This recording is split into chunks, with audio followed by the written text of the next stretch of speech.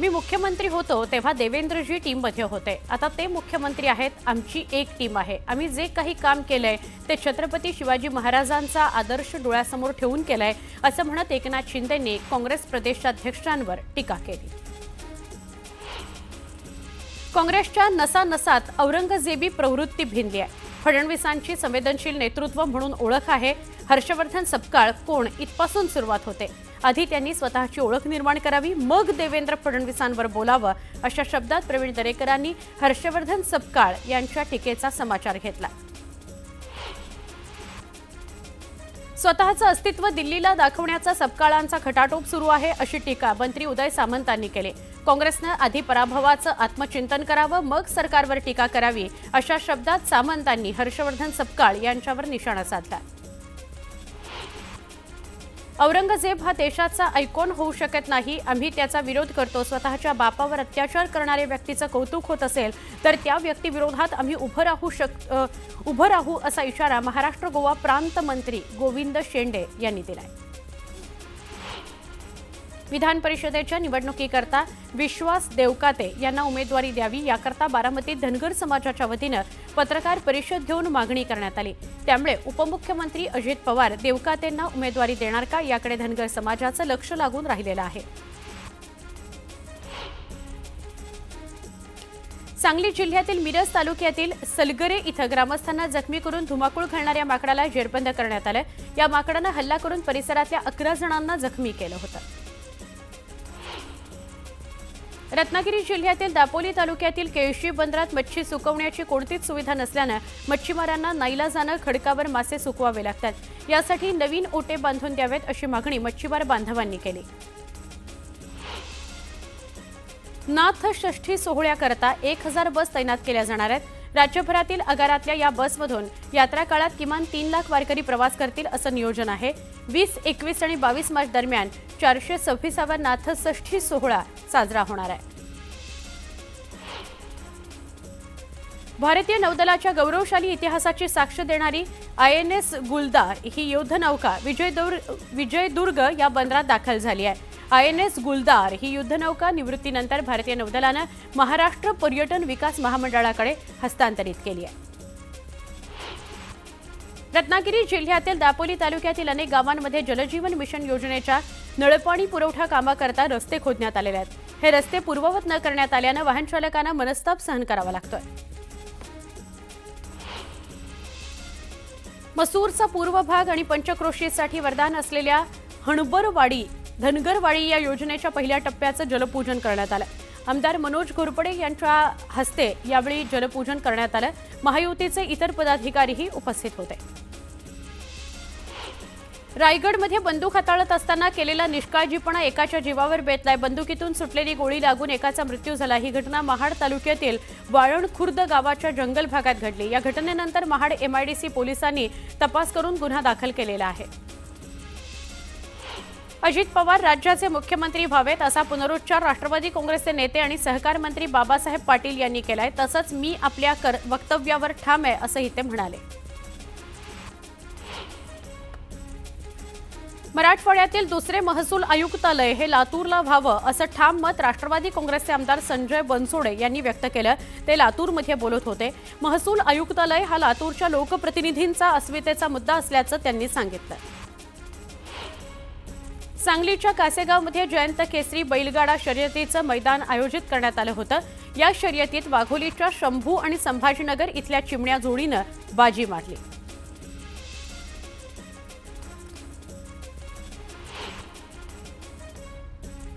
येत्या 30 मार्च अर्थात गुढीपाडव्याच्या शुभमुहूर्तावर नागपुरामध्ये माधव नेत्रालयाच्या नवीन इमारतीचं हिंगण्यात भूमिपूजन होणार आहे. याच दिवशी आद्य सरसंघचालक डॉक्टर केशव हेडगेवार यांची जयंती आहे. या निमित्तानं पंतप्रधान नरेंद्र मोदी आणि सरसंघचालक मोहन भागवत एकाच व्यासपीठावर येणार आहेत.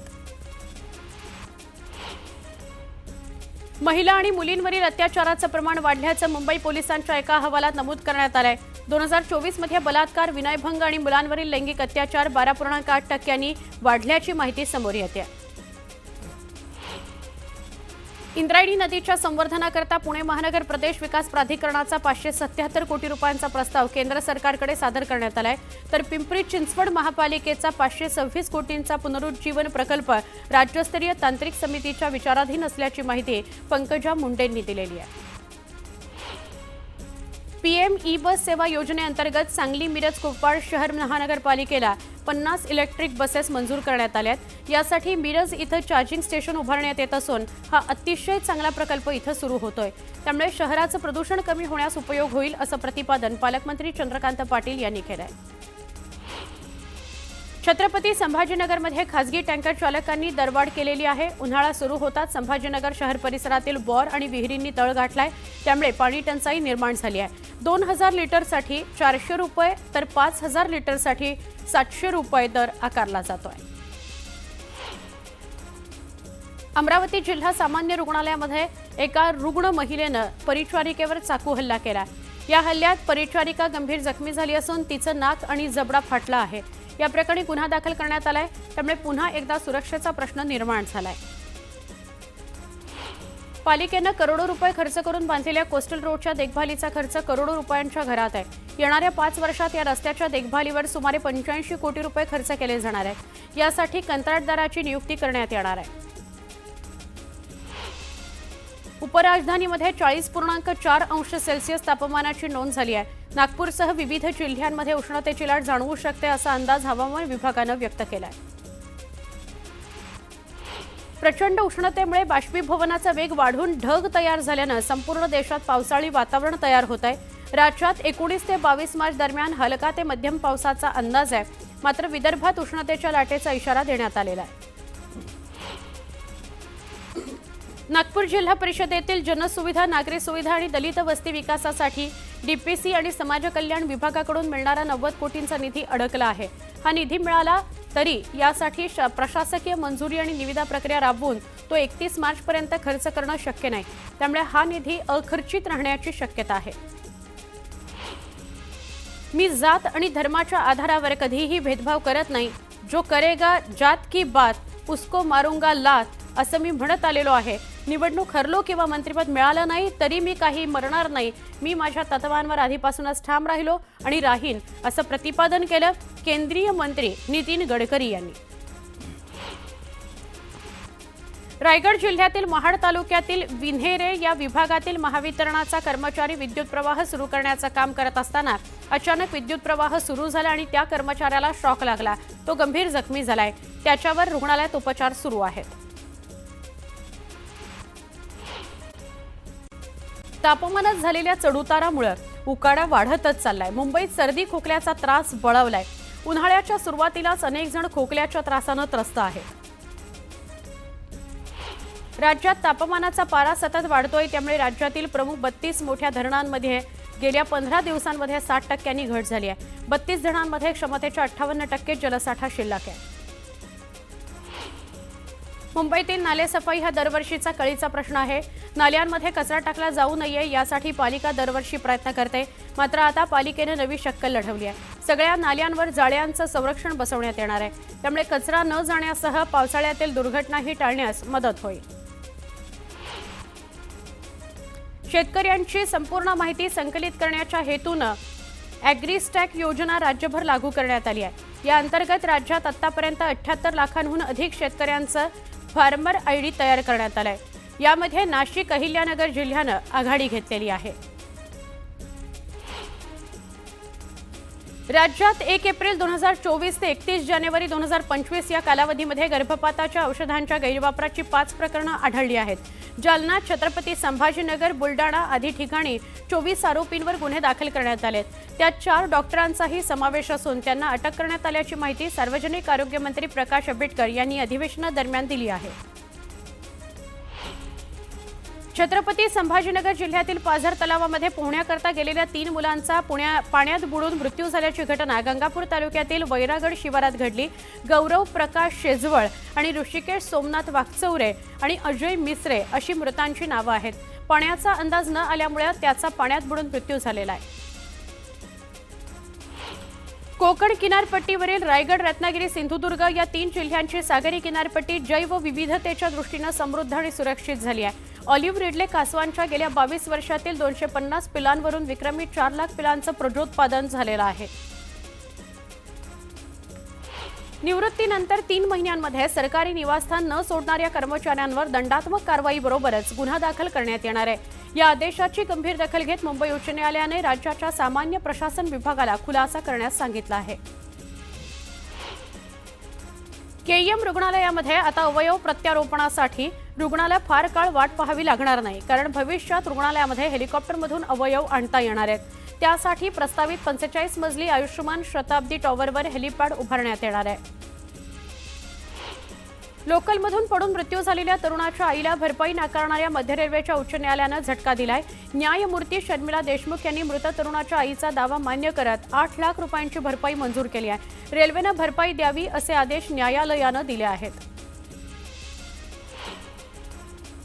मध्य रेल्वे मार्गावरील प्रवास गतिमान होणार आहे. बदलापूर ते कर्जत मार्गावर 3ऱ्या आणि 4थ्या मार्गिकेच्या प्रकल्पाला सरकारनं मंजुरी दिली आहे. 32,460 किलोमीटर लांबीच्या ब्राऊनफील्ड रेल्वे प्रकल्पाला सरकारकडून मान्यता देण्यात आलेली आहे. पश्चिम रेल्वे मार्गावरील लोकलमध्ये फुकट्या प्रवाशांचं प्रमाण वाढलंय. अशा प्रवाशांना हेरून दंडात्मक कारवाई करण्यात टीसींनी विक्रमी कामगिरी केली आहे. गेल्या वर्षभरातील तिकीट तपासणीच्या मोहिमांमध्ये टीसींनी 12,290 प्रवाशांना पकडलं असून त्यांच्याकडून 54 लाखांहून अधिक रुपयांचा दंड वसूल करण्यात आलाय. इंडिया सहकारी बँक 122 कोटींच्या अपहार प्रकरणी फरार असलेला अरुणाचल उल्लहनाथम मारुधुवर उर्फ अरुणभाई हा आर्थिक गुन्हे शाखेच्या पोलिसांना शरण आला. त्याच्या अटकेने अटक आरोपींची संख्या आता 6 झाली आहे. पोलिसांनी त्यांची बँक खाती गोठवली आहेत. तो शरण आल्याचं सूत्रांनी सांगितलं. एक महत्त्वाची बातमी आहे, म्हणजे ब्रेकिंग न्यूज एक येते. छत्रपती संभाजी महाराजांच्या सन्मानार्थ औरंगजेबाची कबर हटवा अशी मोहीम विश्व हिंदू परिषद आणि बजरंग दलानं हाती घेतली आहे. कबर हटवण्याकरता आज राज्यव्यापी आंदोलन केलं जाणार आहे. पुण्यासह राज्यातील तहसीलदार, जिल्हाधिकारी कार्यालय यांच्या बाहेर आंदोलनं केली जातील. औरंगजेबाची कबर न हटवल्यास बाबरीची पुनरावृत्ती करण्याचा इशारा विश्व हिंदू परिषद आणि बजरंग दलानं दिलाय. त्यामुळे वातावरण तापण्याची शक्यता आहे. या पार्श्वभूमीवर खुलताबाद इथल्या कबर परिसरामध्ये पोलीस बंदोबस्त वाढवण्यात आलेला आहे.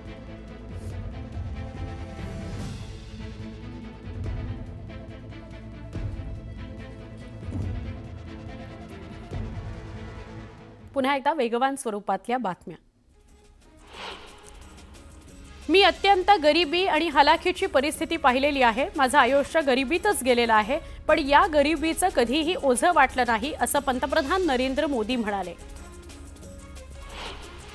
गेल्या 24 तासात विदर्भात उष्णतेची लाट होती. चंद्रपुरात सर्वाधिक 42 अंश सेल्सिअस तापमानाची नोंद झाली आहे, तर वर्धा इथं 41 अंशांपेक्षा अधिक तापमानाची नोंद झाली आहे. विदर्भात तुरळक ठिकाणी उष्णतेच्या लाटेचा तर राज्यात उन्हाचा चटका कायम राहण्याचा अंदाज आहे. हरभऱ्याची आवक दिवसेंदिवस वाढत आहे. सिल्लोडच्या बाजारात हरभऱ्याची 3 क्विंटल आवक झाली आहे. सिल्लोडमध्ये हरभऱ्याला सरासरी 5,200 रुपये दर मिळालाय, तर पुणे बाजारात हरभऱ्याला सर्वसाधारण 7,750 रुपये इतका दर मिळालाय. राज्यातील बाजार समित्यांमध्ये 45,000 क्विंटल कांद्याची आवक झाली आहे. यात पुणे बाजारात लोकल कांद्याची 15,000 क्विंटल, तर अहिल्यानगर बाजारात उन्हाळ कांद्याची 11,000 क्विंटलची आवक झाली. या कांद्याला कमीत कमी 1,100 रुपयांपासून ते 1,800 रुपयांपर्यंतचा सरासरी दर मिळाला आहे. राज्यातील बाजार समित्यांमध्ये 254 क्विंटल गव्हाची आवक झाली. गव्हाला 2,625 रुपये प्रति क्विंटल इतका दर मिळाला. सोयाबीनची मागणी घटल्यानं सोयाबीनच्या दरात घसरण झाली आहे. सोयाबीनचा हमीभाव 4,892 रुपये असताना सोयाबीनला केवळ 3,626 रुपये इतका दर मिळालाय.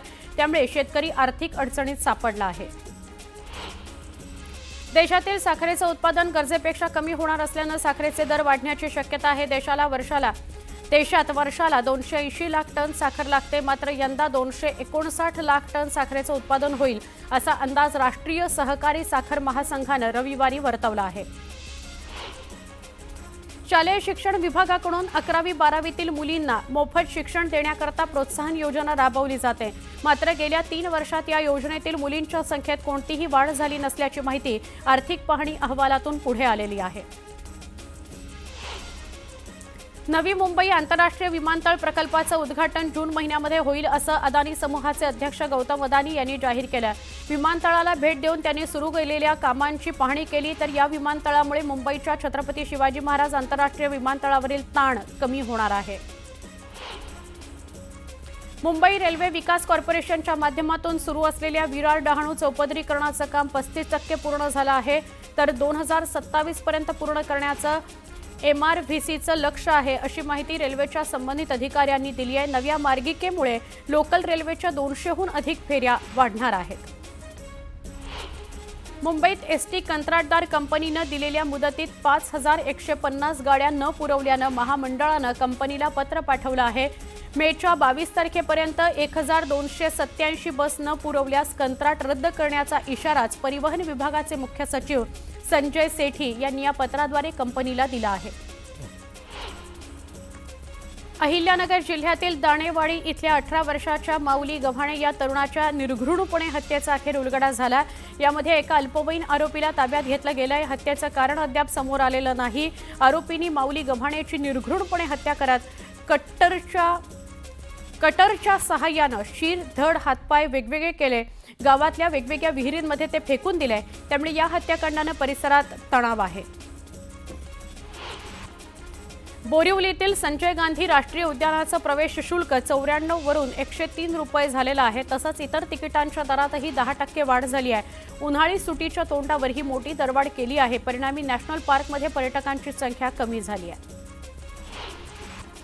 पनवेल आणि कर्जत यांना जोडणाऱ्या रेल्वे मार्गाचं काम प्रगतीपथावर असून त्यात एक महत्त्वाचा टप्पा पार करण्यात यंत्रणांना यश आलंय। या मार्गावर मोपे स्टेशनवरून पहिला एंड अनलोडिंग रेक चालवण्यात आला।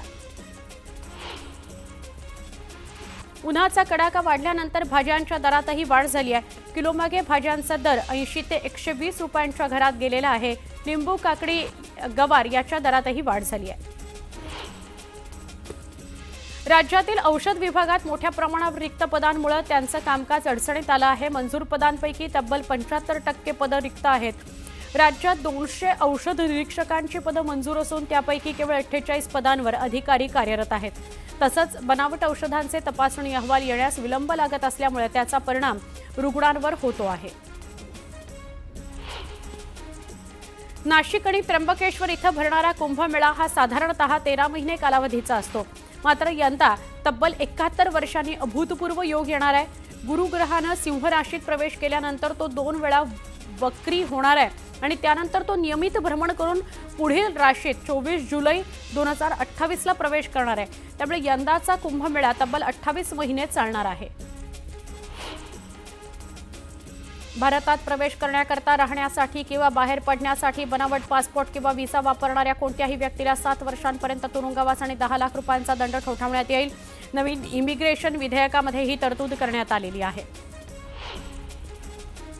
श्रद्धा आणि आस्थेच्या बाबतीत तिरुपती बालाजी देवस्थानानंतर दुसऱ्या क्रमांकावर असलेल्या माता वैष्णोदेवी देवस्थानला भेट देणाऱ्या भाविकांची संख्या मोठ्या प्रमाणावर वाढली आहे। यंदा 27 किलो सोनं, 3424 किलो चांदी वैष्णोदेवी देवस्थानला भाविकांनी दान केली।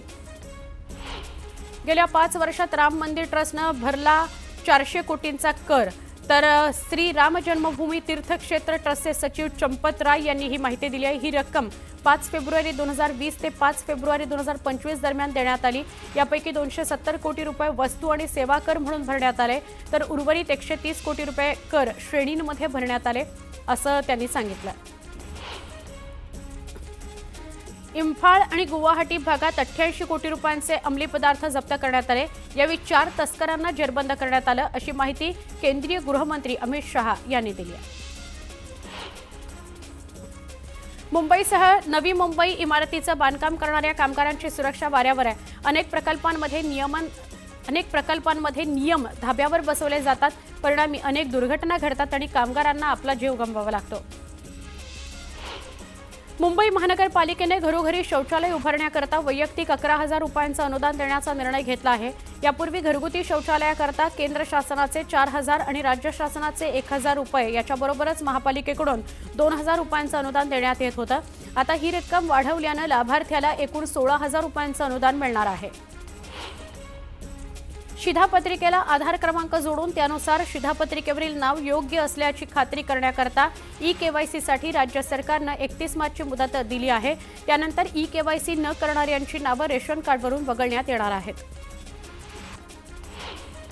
लोकसंख्येच्या तुलनेत दरवर्षी विद्यार्थी संख्येमध्ये वाढ होणं अपेक्षित असताना गेल्या 6 वर्षातील राज्यातील शाळांमध्ये तब्बल 18,55,723 विद्यार्थी संख्या घटल्याचं वास्तव समोर आलं. विद्यार्थ्यांच्या तुलनेमध्ये ही घट 7.99% असल्याचा निष्कर्ष समर्थन या संस्थेनं मांडला आहे. पुढचे दिवस असे असतील की सगळं जग म्हणेल की भारतासारखी जीवन पद्धती आम्हालाही पाहिजे आणि भारताला प्रत्येक माणूस म्हणेल की भारत हे हिंदू राष्ट्र झालं पाहिजे. सगळे लोक अशी मागणी करतील असं वक्तव्य भारतीय जनता पक्षाचे खासदार अनिल बोंडे म्हणाले. राज्यातील 18 जिल्ह्यांमधील प्राथमिक आरोग्य केंद्राचं सौर ऊर्जीकरण करण्यात येणार आहे. सध्या 8 जिल्ह्यातील प्राथमिक आरोग्य केंद्राचं सौर ऊर्जीकरण पूर्णत्वास आलेलं आहे, तर 10 जिल्ह्यामध्ये सौर ऊर्जीकरण प्रकल्प कार्यान्वित करण्यात येणार आहेत. पुणे महापालिकेची उद्यानं आता रात्री 9 पर्यंत खुली राहणार आहेत. उन्हाची तीव्रता वाढत असून शालेय सुट्ट्या सुरू असल्यानं पुणे महापालिकेनं सार्वजनिक उद्यानांची वेळ 1 तास वाढवण्याचा निर्णय घेतलेला आहे. बदलापूर पूर्वेच्या गांधी चौक परिसरामध्ये असलेल्या जलकुंभाची दुरवस्था झाली आहे. त्यामुळे एखादी व्यक्ती किंवा कामगार या ठिकाणी गेल्यास पायऱ्यांचा स्लॅब कोसळून दुर्घटना होण्याचा अंदाज व्यक्त करण्यात येतोय. यावरून स्थानिकांनी नाराजी व्यक्त केली आहे. सोलापुरामध्ये बातमी आपण बीडची बघणार आहोत. कोणतीही नोटीस न देता खोक्याचं घर पाडण्यात आल्याचा आरोप सुरेश धस यांनी केला. भोसले कुटुंबाच्या पुनर्वसनाकरता प्रयत्न करणार असल्याचं ते म्हणाले. संतोष देशमुख हत्या प्रकरणाला वेगळं वळण देण्याकरता जुने व्हिडिओ काढून बदनाम करण्याचा प्रयत्न सुरू आहे असा आरोप सुरेश धस यांनी केला. खोक्याने ढाकणे कुटुंबाला चुकीच्या पद्धतीने मारहाण केली असं म्हणत ढाकणे कुटुंबाला वैद्यकीय उपचाराकरता लागणारी मदत करण्याचं आणि उर्वरित लागणारा खर्च देण्याचं आश्वासन धस यांनी केलं. किरीट सोमय्यांवर कारवाई करण्याची मागणी तंजीम ए इन्साफ संघटनेनं केली आहे. बांगलादेशी रोहिंग्यांच्या आडून मुस्लिम धर्मियांना टार्गेट केलं जात आहे असा आरोप करत संघटनेनं पोलिसांकडे तक्रार दाखल केली. शिवछत्रपती क्रीडा पुरस्कार प्राप्त खेळाडूंच्या थेट नियुक्तीचा प्रस्ताव गेली अनेक वर्ष प्रलंबित आहे. येत्या काही दिवसात कॅबिनेटमध्ये यावर निर्णय व्हावा यासाठी खेळाडू सागर मगरे यांनी उपमुख्यमंत्री अजित पवारांची भेट घेतली. सागर मगरे हे स्वतः तलवारबाजी प्रकारात शिवछत्रपती क्रीडा पुरस्कार विजेते आहेत. मुंबई पोलीस आर्थिक गुन्हे शाखेनं न्यू इंडिया कोऑपरेटिव्ह बँक घोटाळ्यातील प्रमुख आरोपी उल्लाथन अरुणाचलम याला अटक केलेली आहे.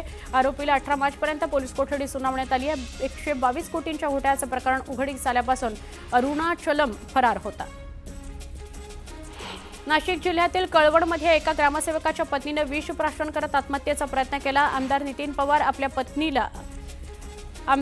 पवार आपल्या पत्नीला वारंवार त्रास देत असल्याचा आरोप या महिलेनं केला. विधानसभा निवडणुकीच्या विरोधात काम केल्याचा राग काढत असल्याचं या महिलेनं तक्रारीत म्हटलंय. तर या आरोपात कुठलंही तथ्य नसल्याचं म्हणत आमदार पवारांनी आरोप फेटाळून लावले. शिवनेरी शयनयान इलेक्ट्रिक 2 बस ऑर्डिनरी स्लीपर या बसेसमध्ये दिव्यांगांसाठीची 1-4 सुविधा अद्याप सुरू करण्यात आलेली नाही. पण लाडक्या बहिणींना अर्थात दरात तिकीट आणि ज्येष्ठांना मोफत प्रवास दिला जातोय. त्यामुळे नागरिकांनी राज्य परिवहन मंडळाला सवाल केलेले आहेत. यवतमाळ जिल्ह्यातील 9 एसटी डेपोला प्रत्येकी 10 अशा एकूण 90 नव्या एसटी बसेस उपलब्ध होत आहेत. त्यापैकी यवतमाळ आणि उमरखेड या डेपोला प्रत्येकी 5-5 बसेस मिळाल्या आहेत. या बसेसचं पालकमंत्री संजय राठोड यांच्या हस्ते लोकार्पण करण्यात आलं. ड्रग्ज प्रकरण गंभीर असून यावरून राजकारण सुरू झालेलं आहे ते चुकीचं आहे. दरम्यान धीरज पाटलांनी आरोप केलेला कार्यकर्ता काँग्रेसचाच असल्याचा पलटवार तुळजापूरचे माजी नगराध्यक्ष सचिन रोचकरी यांनी केलेला आहे. उपमुख्यमंत्री एकनाथ शिंदे यांच्या हस्ते ठाण्यातील कोपरी परिसरामध्ये शिवजयंतीच्या पूर्वसंध्येला शिवाजी महाराजांच्या स्मारकाचं अनावरण झालं. या समारंभानंतर त्यांनी साळवे चौकात आद्य क्रांतिकारी लहुजी वस्ताद यांना अभिवादन केलं. आमदार अब्दुल सत्तार यांच्या शिवसेना संपर्क कार्यालयामध्ये युवा सेनेच्या प्रमुख पदाधिकारी आणि कार्यकर्त्यांची बैठक आयोजित करण्यात आली होती. युवा विजय महाराष्ट्र दौऱ्याअंतर्गत या बैठकीचं आयोजन करण्यात आलं होतं. नांदेड शहराजवळच्या पुयनी गावामध्ये आंबे तोडल्याच्या कारणावरून एका निवासी शाळेतील वॉर्डननं 3 शाळकरी मुलांना जबर मारहाण केली. या प्रकरणी लिंबगाव पोलीस ठाण्यात गुन्हा दाखल करण्यात आलेला आहे. जळगावच्या नशिराबाद गावातील भवानीनगर परिसरातील शेतमजूर एकनाथ नाले यांचा कामादरम्यान हृदयविकाराच्या झटक्याने मृत्यू झाला। या सगळ्या घटना सीसीटीव्ही कॅमेऱ्यात कैद झालेल्या आहेत।